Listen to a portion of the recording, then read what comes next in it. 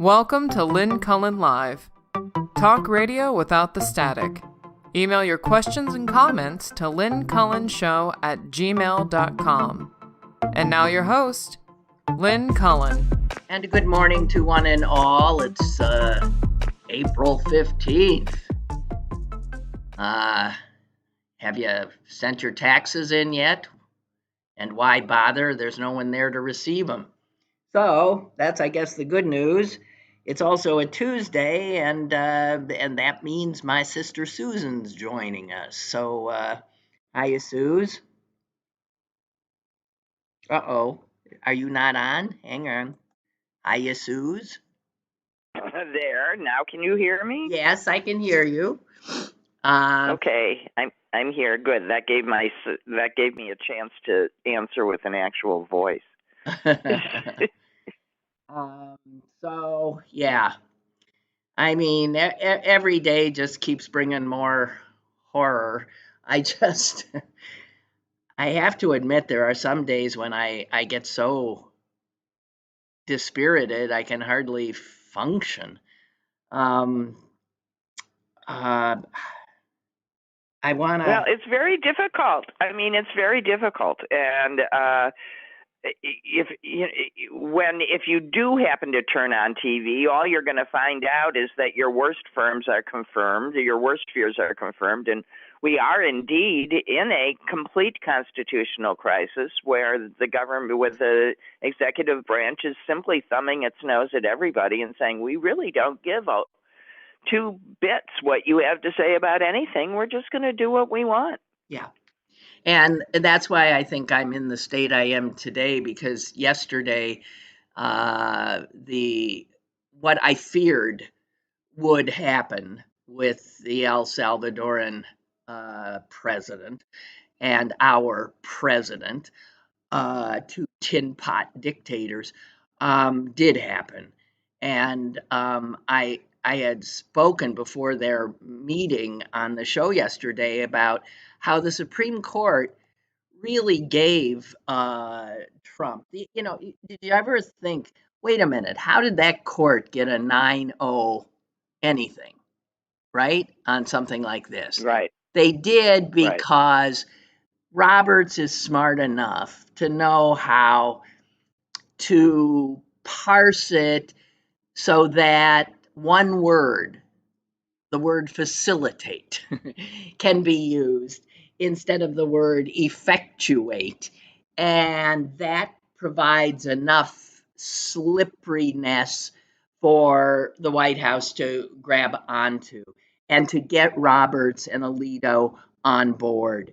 So they look as if they have said to him, you got to get this guy back, when in fact, yeah, maybe not. And it's also true that if they had very clearly said you have to bring him back, Trump might well have still thumbed his nose at them, because he has now proclaimed himself quite clearly to be an autocrat, and that we only have one. Just a dictator in the old-fashioned word. Yeah, no, he's just one. This is one man rule. He ain't. Yep. He's got the legislative branch in his pocket, and he will not listen to the Supreme Court. So there you have it. And we are in. It's not a matter. I think even calling it a constitutional crisis makes it too pretty. Yeah. Because for a lot of people, that ain't gonna give them the picture that they need to have. We are one step away from goose stepping. That's where we are now, and I am just pretty much beside myself. I am. The fact that they yesterday in that Oval Office. Which, by the way, that whole thing was staged in the same way that the ambush of Zelensky thing. Yeah, it's just disgusting. The other thing that I had not been aware of is that this creep from El Salvador This was his big moment. And he was wearing a lapel mic, a little mic that, you didn't necessarily see. And he had his own camera guy there and was live streaming it to his people in El Salvador. And he was doing it from the beginning so that when he and Trump walked into the Oval Office, Bukele's mic was hot, which is how we then heard of this exchange. I had not known where the exchange came from. Trump, as they walk in, is saying to him, quote, "We want to do homegrown criminals next." The homegrowns. You gotta build about 5 more places, he says to Bukele. Yeah. And Bukele says, yeah, we've got space. And Trump says, all right. And I was saying yesterday that this horrible son of a bitch, Eric Prince, was Betsy DeVos's brother, the mercenary. He has been floating the idea that we need to build more prisons in El Salvador for them so that we can, and Prince is saying he can transport 100,000 people there and can be kept there. So here's Trump saying that forget these, gang members and Venezuelans and, illegals. He's talking about American citizens, homegrowns. Right. And the reaction of the people around them that overheard, and that would be our vice president and our secretary of state, Marco Rubio, and our attorney general, they all laugh. Boy, if she reprimands, even this Supreme Court one more time, or judges one more time, and tells them they have no right to be judges or to judge. It's just, well, we're over. Well, listen, we jumped the shark, we crossed the Rubicon. It's over. Barbara writes, Mike Barnacle on Morning Joe said this morning, we're slow walking ourselves to autocracy. And Barbara says, slow? And it's not walking. It is we've walked. Get the tense right, too. This does not serve us well when the talking heads are not clear. A talking head I happened to hear yesterday was the unbelievably conservative former federal Judge Ludwig. Yeah. A Federalist Society member. And he flat out said it. It's done. There is no rule of law. Right. We have a tyrant. Which did leave me wondering, why did I pay my taxes?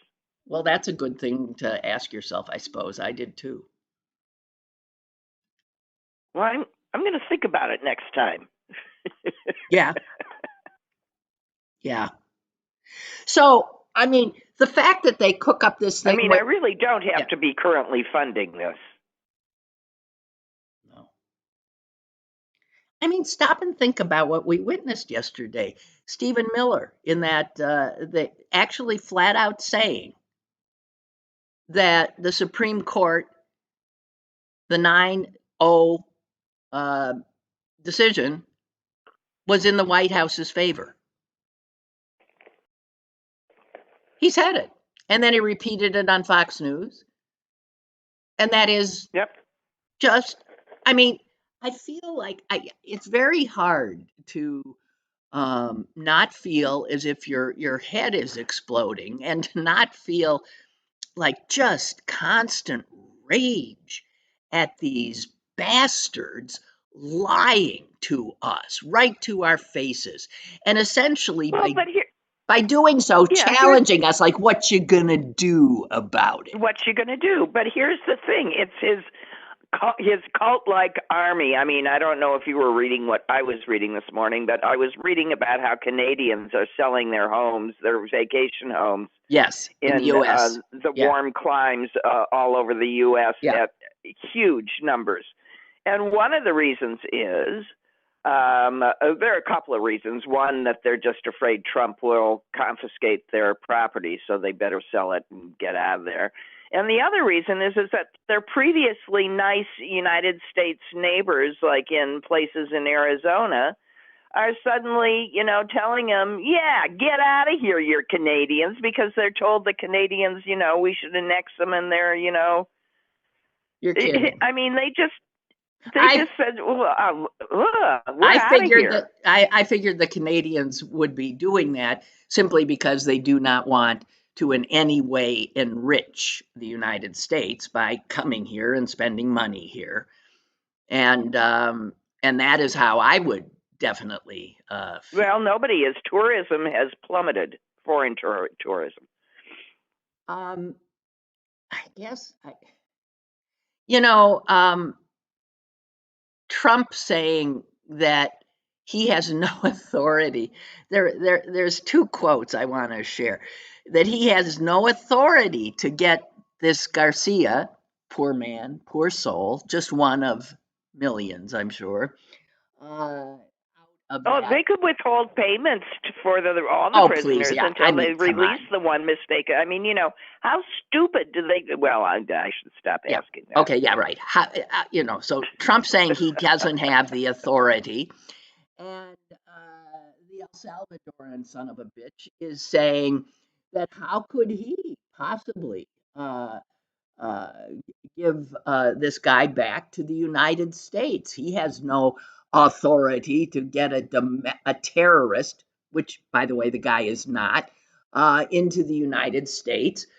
So a guy who I've been seeing a lot of in terms of his popping up in so many people's articles is a historian named Timothy Snyder. And actually, I have him. There's two things, separate stories that I find him saying things that I want to share. But he's a scholar of authoritarianism and also of the Holocaust.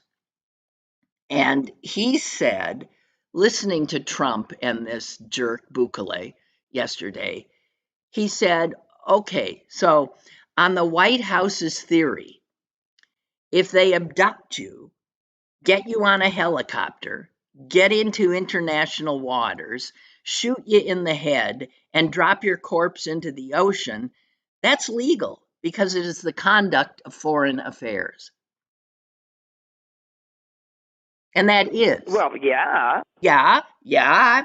And he said, this guy who's a scholar of this kind of thing, he said it is just like the Nazis when they pushed Jews into statelessness, because it is easier to move people away from law than it is to move law away from people.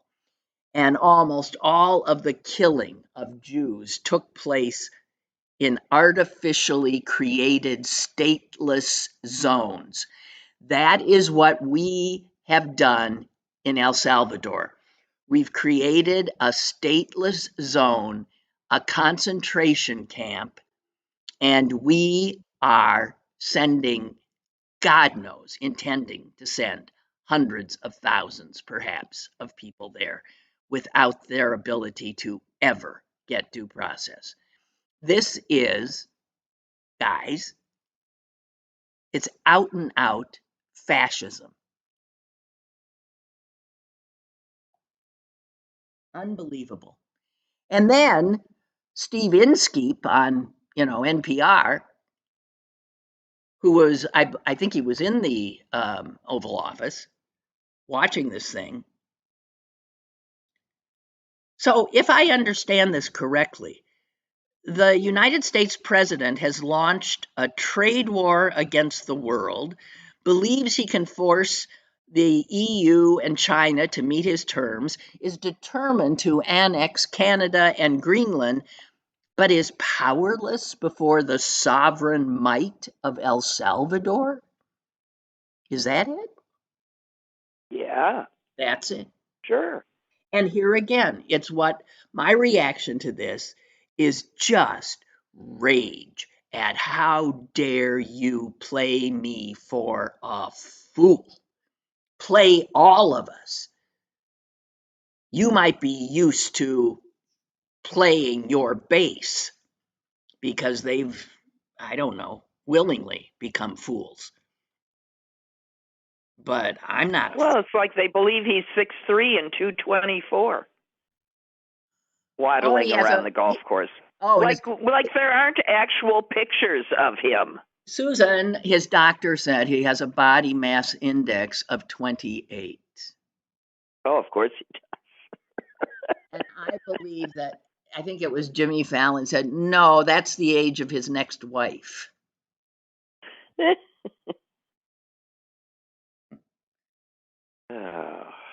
Yeah, it's, yeah. I don't, you just don't. Okay, let's take a moment, just get it. Oh, I got something funny.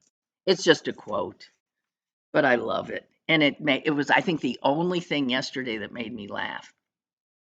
So I'm going to share it. It's the wonderful Stephen Wright, late great Stephen Wright. And he said this: you can't have everything. Where would you put it?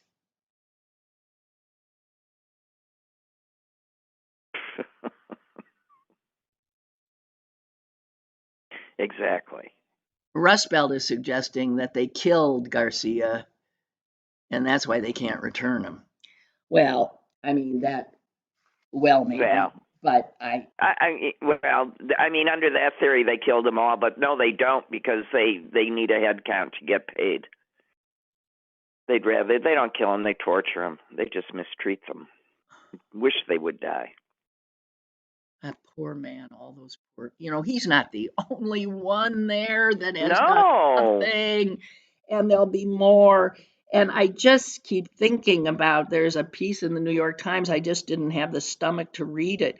And it has pictures of like a lot of like children and other people whose backs, it's just the pictures of their backs, because to put their picture in the paper is to put them in extreme jeopardy, because they don't have the right papers, but they're here and they're working their tails off and they aren't committing any crimes, and they're just trying to have a better life, and they're living in absolute terror now.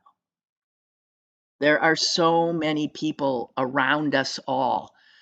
I don't know, this summer, it seems like every other person in my neighborhood was putting a new roof on their house. And every time I'd walk by, what I heard was Spanish. The roofers all seem to be Spanish. And I have no idea if they have the right papers or not, but my suspicion is a lot of them might not.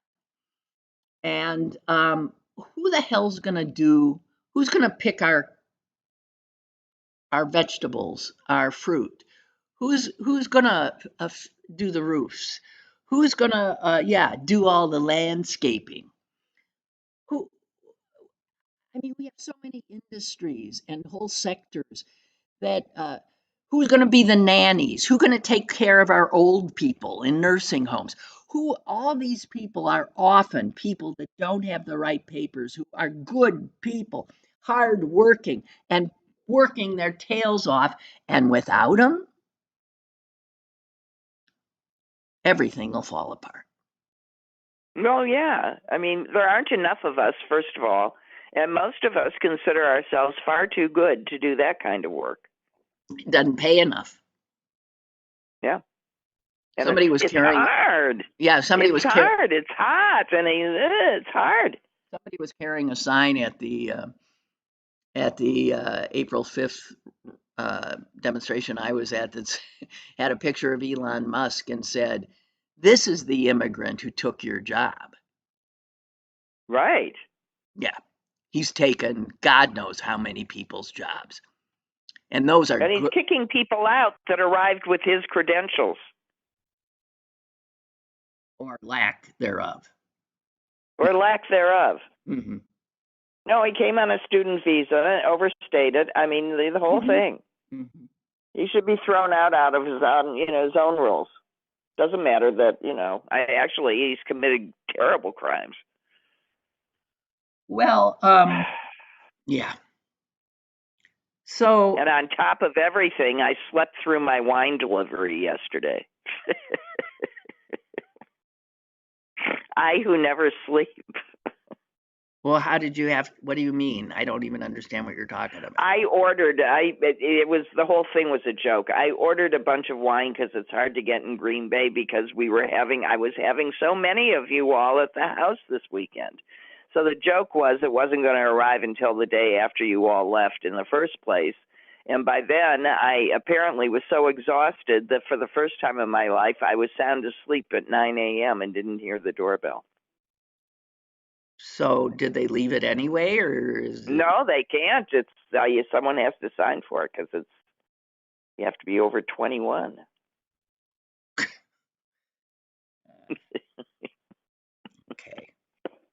Okay, so just to point out, nothing's going right. So yeah, I didn't watch this absurdity that took place, and I'm so annoyed at media for covering it. This absurdity of these rich ladies being shot up into so-called space and then being called astronauts and then coming down and were subjected like to they had a mission. They completed their mission. And the big news is Gayle King is afraid of flying, and now she's so proud of herself. And how many billions and how much, ecological this is just barf. Yeah. In their little specially designed women's spacesuits, so they all look really cute. It's so repulsive. It's just, boy. Ooh, and Katy Perry saying what a wonderful world. The whole thing. Is Katy Perry, is she the genius who was married to Russell Brand? Oh, yes. Oh, she's a fine. Started life as a Christian singer, and obviously had a little rebellion there with Russell. Yeah, well, fine. She's an idiot. And any respect I had for any of the others, just to hell with them all. What crap. What nonsense. And to call people who spend 2 seconds weightless in a, astronauts. Now, 4 minutes. And then they said it was the first all-woman crew, like they were doing anything. It just makes me insane. That is called recreating. They were doing nothing different than you are when you go to Space Mountain.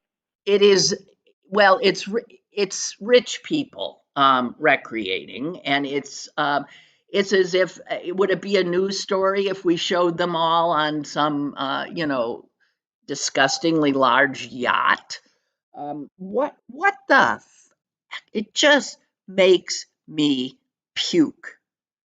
And in fact, where did I see this? In an interview before they were shot into space, just when you want, a rocket to blow up, wouldn't that have been something? Then it really would have been news, and should have been news. But they actually did an interview with, some women's rag like Vogue or something. I'm not sure which one. And Elle. And Katy Perry, the genius that she is, said, we are going to put the ass in astronaut. Well, I agree with her. They look like a bunch of asses. And Bezos's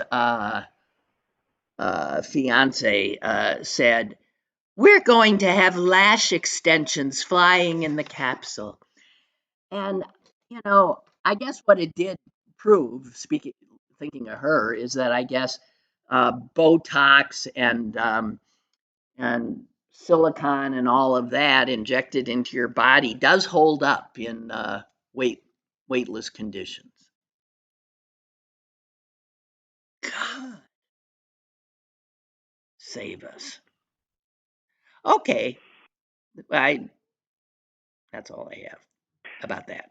However, are we ready for something else that's scary? Well, sure.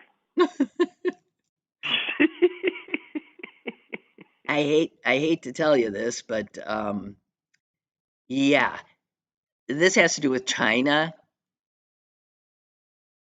and the fact that China is headed by a guy who's not generally the kind of person who backs off or steps aside or blinks. And so you got China and the US now in this war. Granted, it's a trade war. But I give you another historian. You know, the historians now are the people you should be reading because they're the ones who know how things play out. And humans are repetitive souls, so that everything we're doing has been done before. And you can get some sense of how they play out. In fact, there's something that historians know called Thucydides' trap. And Thucydides, of course, is a historian from way, way, way back. And he wrote a history of the Peloponnesian Wars. And he said it was Spartans' fear of the rise of Athens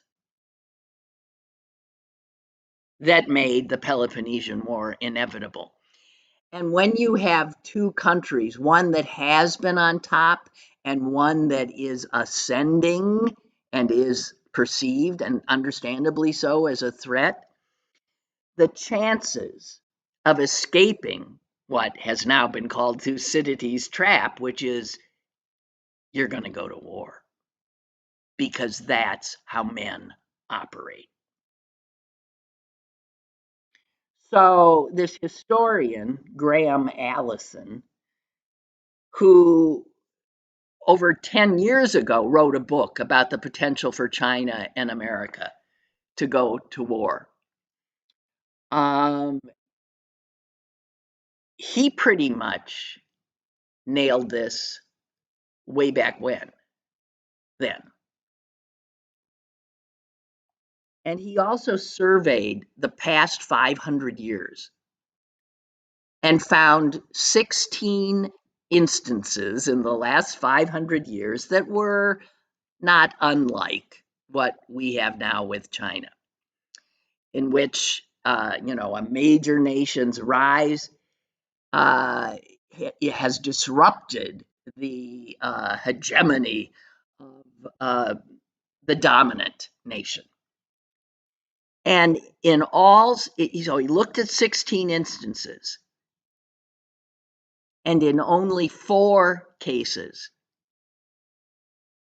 was war not the result. In 12 of the 16 cases, the nations went to war. And that includes, well, World War I and World War II. And if you look again at what China has done, the Wall Street Journal reported that China has openly admitted to targeting American utilities, because of its ability to do all this cyber stuff. They have said, when things have gone awry with our airports, utilities, I think our actual ports, China has admitted targeting them because of things we have done that they perceive as attempts to hurt them or harm them. And we've not ever done anything like what Trump's done to them now. No. And so the question... And we've never taken any sort of curative steps to protect, for example, our electric grid. Yeah. So which is just, no, and in fact, oh God, strange you should mention that, because I have been, I've been meaning to get this in for weeks, but Trump is actually openly eroding our cyber defenses, absolutely eroding them. It's this entire infrastructure of American cyber defense. In fact, one of the people that he fired when the nitwit Laura Loomer came to the Oval Office and told him these people aren't, they don't necessarily back you 100%, he took out the the head of Cyber Command, a guy who has been on top of that and knows that. And he'll probably put Laura. No, we've been defenseless now for weeks. He's taken out everybody that was in charge of anything that kept us safe. And Musk, with Doge, has shrunk parts of the government that, deal with intelligence, that protect the power grid as much as we do, that protect our pipelines, our communications networks. They have been knocking all of this down for the last 3 months. And China was able to penetrate it when it was up.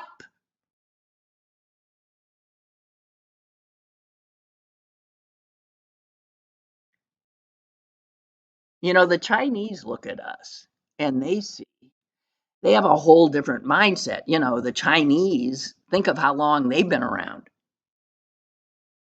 in relation to America, which is one of the youngest countries in the world. I mean, we're not even 300 years old, and I don't think we're going to make it to 300. But some Chinese big shot is quoted as saying this, because they're pissed. He said, peasants in the United States will be wailing in front of 5,000 years of Chinese civilization. You bet.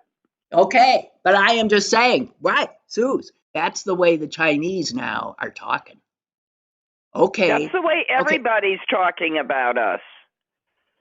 Yeah, but China. It's scarier than other people. Oh, yeah. Oh, yeah. And what will China be cooking up now, if they've already hit at us for other slights that were in no way like what Trump has done? So I just, just saying. I'm just saying.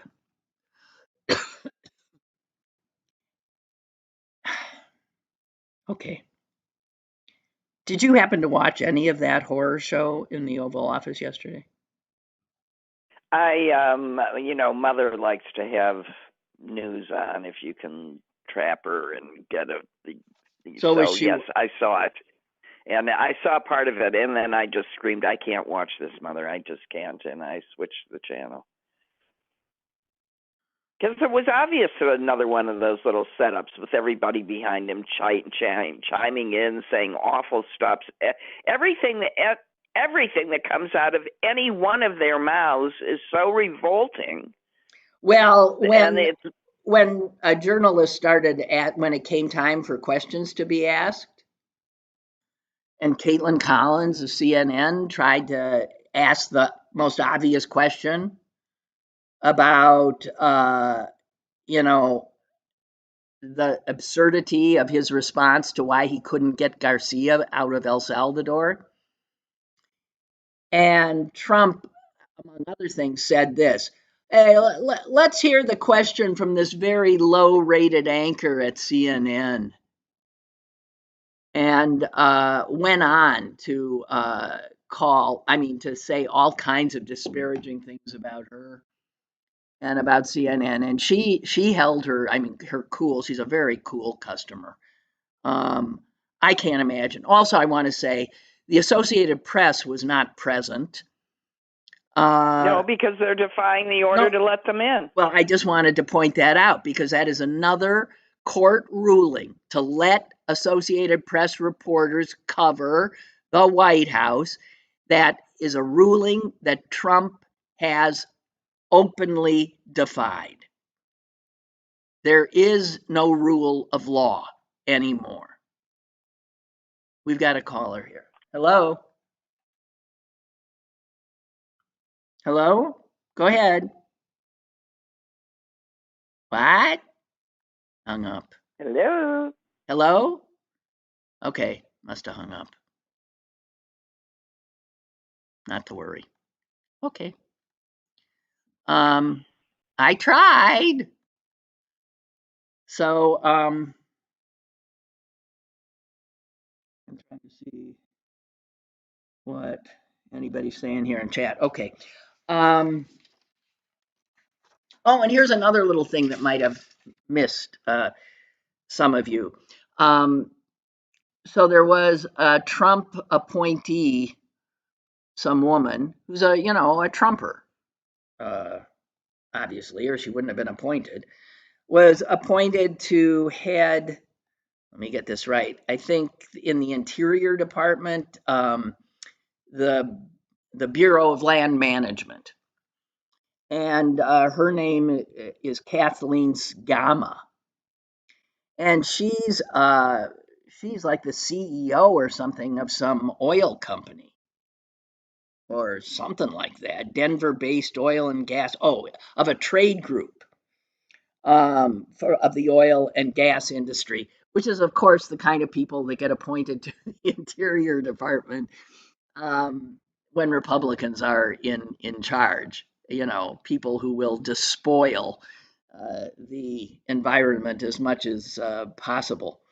And she was, assumed would be sailing through. And then all of a sudden, she withdrew. She was not pulled, she withdrew. And it turns out that some, hardworking right-wing Trumpian journalist had uncovered something that she had written on January 7, the day after. Yeah. Even though she's a Trumper, Sgama had said this: "The events yesterday at the Capitol were so shocking that our policy engagement with and PAC support for the Trump administration compels me to speak up.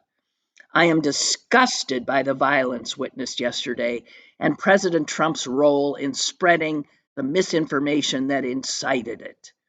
And then she went on to say that she wished President-elect Biden the best of luck in his goal to return normalcy and moderation to our government.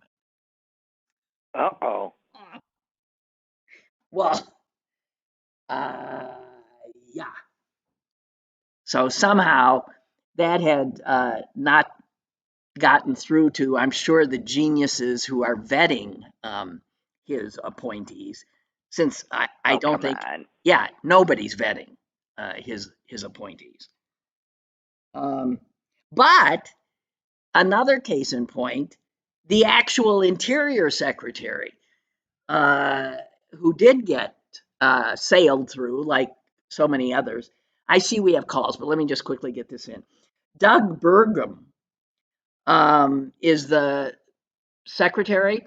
He's been made famous recently because it's become known that he makes people on his staff bake chocolate chip cookies. He likes the smell. He likes home baked chocolate chip cookies, and he's so absolutely like a stickler about his cookies that there have been times when he has insisted the cookies be redone because they aren't up to muster.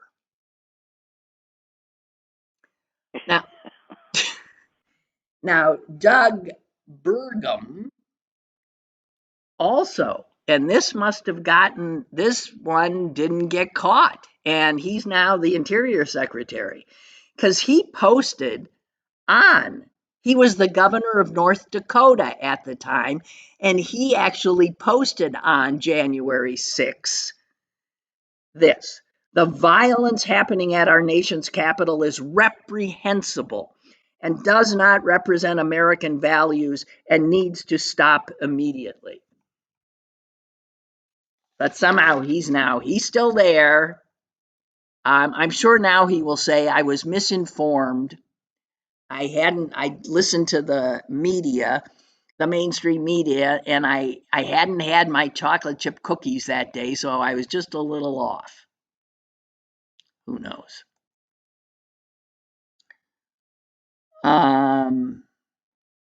Yeah.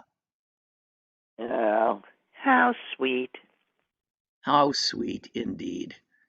Let me try. Who's on the phone? I'm trying. Wait a minute. I've got some. I'm a little worried of knocking you off, Susan. There's too much. My screen is bizarre. I don't quite. Wait a minute. Okay. Hello. Hang on. Are you there? Hello. Okay. I'm gonna shoot myself. I'm still here though. On a positive okay. Note. Well then, fine. Then let's just okay. Let it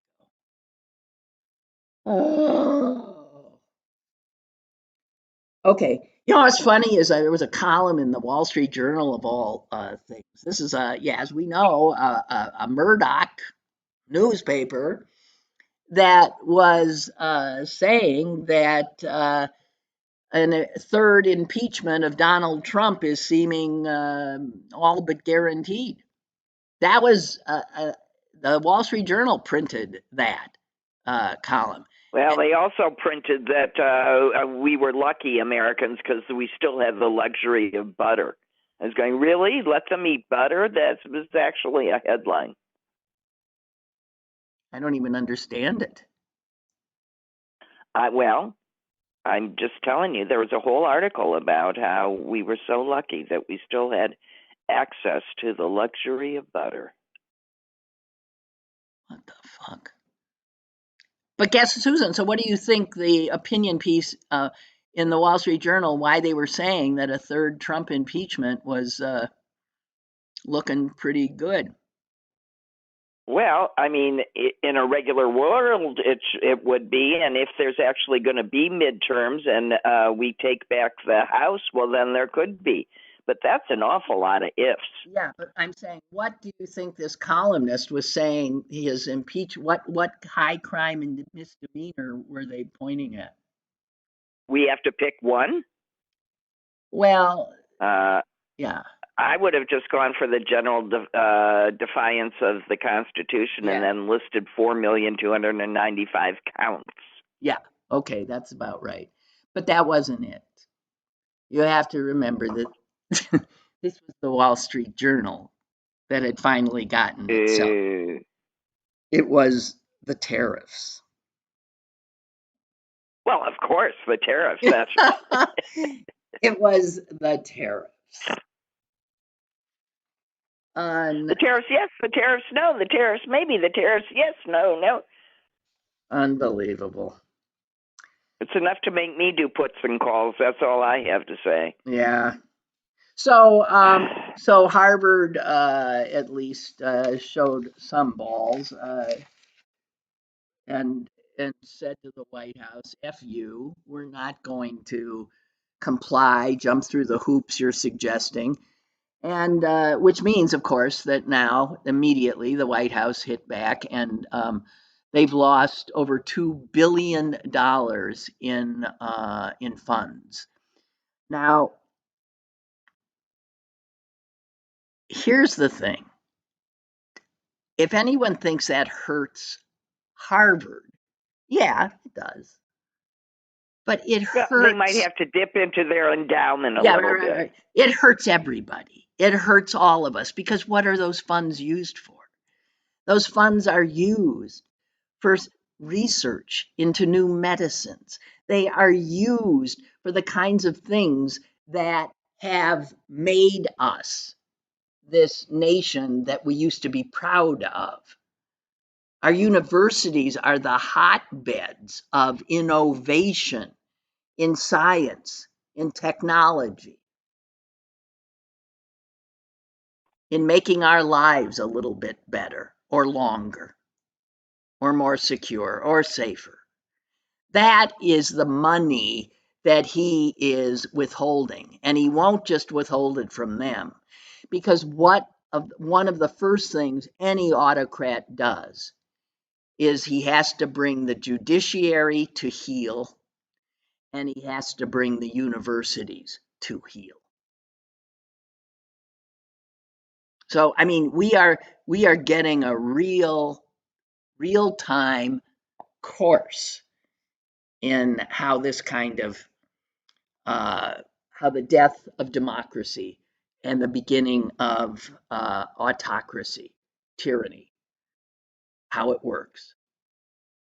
It's just every day is a new lesson.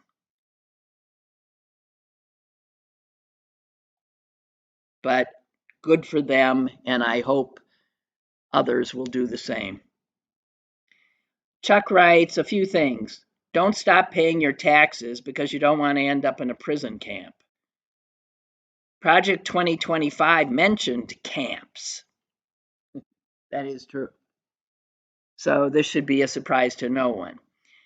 2, Stephen Miller, who is the poster boy for anti-immigration, is Jewish. We have disowned him. His own family has disowned him. He is the very epitome of a self-hating Jew. He is one of the most vile human beings I am aware of, and I've become, unfortunately, more and more aware of how many there are. Chuck goes on, when Stephen Miller's great-grandmother arrived in the United States in 1906, she spoke only Yiddish and arrived here with about $8 after escaping the 1903 anti-Jewish pogroms in Belarus. So he says, yeah, so what's wrong with this picture? Well, Stephen Miller I think he's psychotic. How do you do? Okay, Chuck also writes, Xi Jinping, the Chinese head, has been making reasonable sounding comments that we would normally expect from a typical American president. And 4, our only hope is a rogue military action, which is to say, a coup. Can you imagine? Our only hope is a military coup. Yeah, well, that's what I've been thinking for a while. I'm not saying, God, I don't know. Susan, I read some of an op-ed that General McChrystal, I think Stanley McChrystal, wrote. And yeah, he'd be a good guy to head the coup. Although he was No, arguing. I've been secretly hoping that they've gathered somewhere in a back room and they're laying down the initial plans. I don't know. Someone has to. God help us. God help us. So when I say, the first thing tyrants do is go after universities, you've seen how it's a ploy the way they're going about it. And I think, Susan, you and I have talked about this somewhat, but the aforementioned historian Timothy Snyder, the expert on authoritarianism and also on the Holocaust, he had a video out, which one of the audience very kindly sent me, because he was saying what I had been saying. Because the minute Trump started this, telling universities that they had to do this, that, and the other thing because they needed to fight anti-Semitism on their campus, Yeah. that as did the hair on the back of my neck stood up, because it causes anti-Semitism. It is not. It foments, exactly. This is a way you foment anti-Semitism, and the cynical nature of this, using the Jews. What I have said is he's using us as human shields and as disinformation, because his target is not anti-Semitism. Believe me. First of all, he's surrounded by anti-Semites. He is supported by anti-Semites. He's an anti-Semite, if you ask me, if he had the capacity for comprehension. And please don't cite his son-in-law Oh, as proof that please, he's not give me anti-Semitic. effing break. I mean, what they all have in common is they're crooks. The religion has nothing to do with it. Nothing. We disown them too. Yeah. So Timothy Snyder says the same. He says this is only going to cost. This is really, any Jew who falls for this, and plenty have,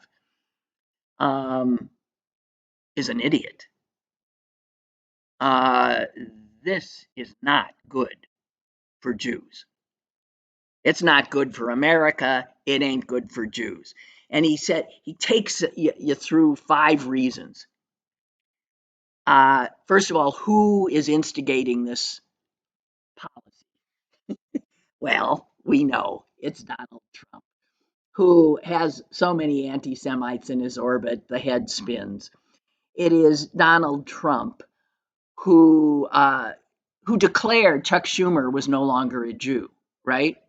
And that's another thing anti-Semites do. They decide who's a Jew, what is a good Jew, what's a bad Jew. Right. And then this is being done by, the Trump-Musk administration. Musk, who's just an out-and-out anti-Semite, giving Nazi salutes.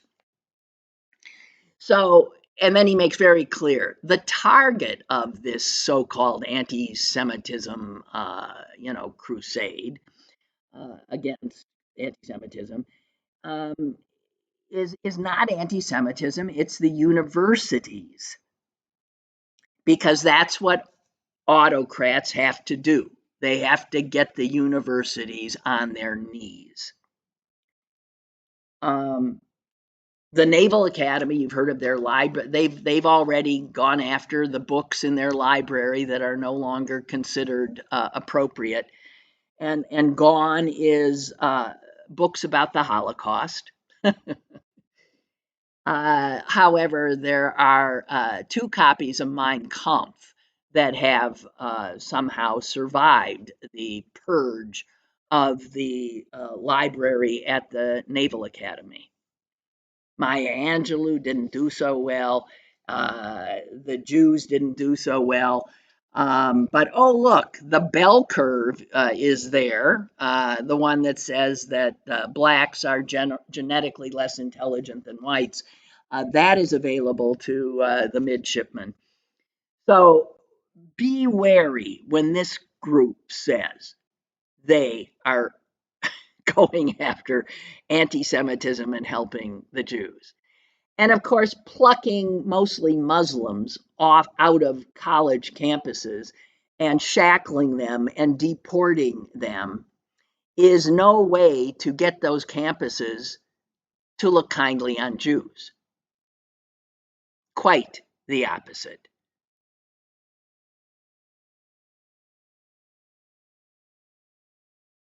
And all of which is correct. And he goes on to say, yeah, go ahead. No, I was just going to say, it's why I bring it up all the time in whatever company I'm in. Don't think this is being done in our name. It harms us. You know, you have to spell this out to as many people as you possibly can. If this guy goes on to say something like, you know, look, if you use what they're doing is using anti-Semitism as the stick with which they're going after higher education. And if you use anti-Semitism like that, and you use it to deny people their rights, to intimidate educators, to provide cover for fascists and book burners, then anti-Semitism loses all its meaning. Poof. It just goes, it loses all meaning. If you have these anti-Semites, and they are, supposedly battling anti-Semitism, again, it's like Stephen Miller, the self-hating Jew, saying yesterday that the Supreme Court 9-0 said that Trump had done nothing unconstitutional. It stands reality on its head.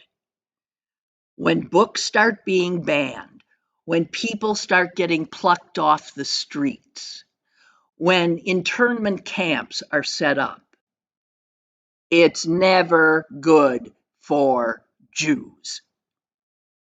And any Jew who doesn't know that is an effing fool. Or would allow it to be done to others. Or, yeah, a son of a bitch.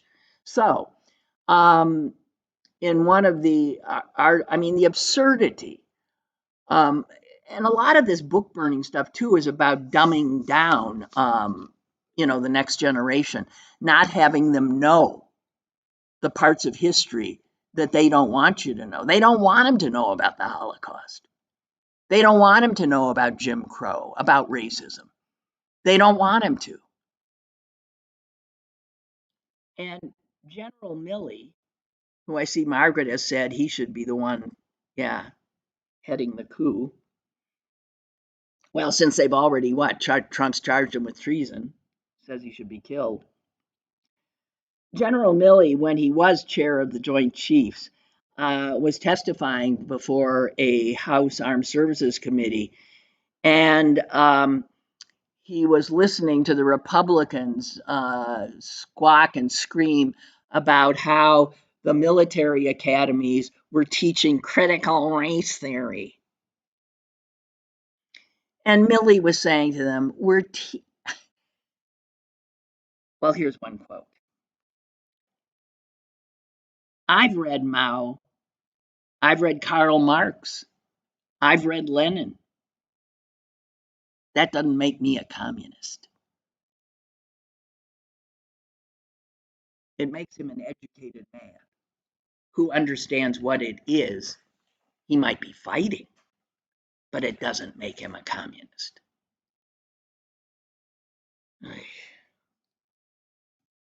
All right, guys. All I want to say is do not become an ostrich or a sheep. Do not keep your head down.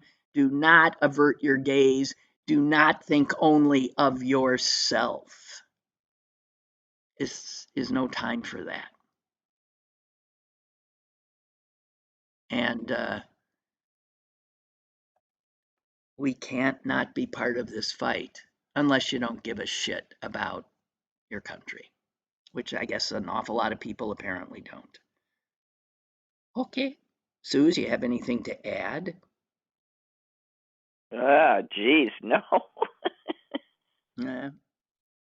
You were waiting for one of my rousing final speeches? No, not necessarily. Okay. No, I don't. It's a slog, guys. It's a slog. We've just got to, as you said, not avert our eyes. Do our best to do whatever we can to make our corner better, and we got to keep it up until we find ourselves out of this, which we will.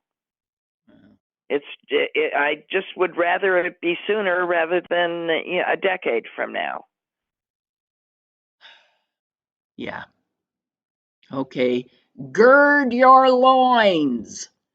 I always loved that when I was a kid. Girding one's loins. Right. Loin girding is good. Okay. Thank you very much. Okay. Back to Chicago I go. Okay. Safe travels. Okay. Talk soon. Bye. Bye-bye. Bye. I'll be back tomorrow, guys. Hang in.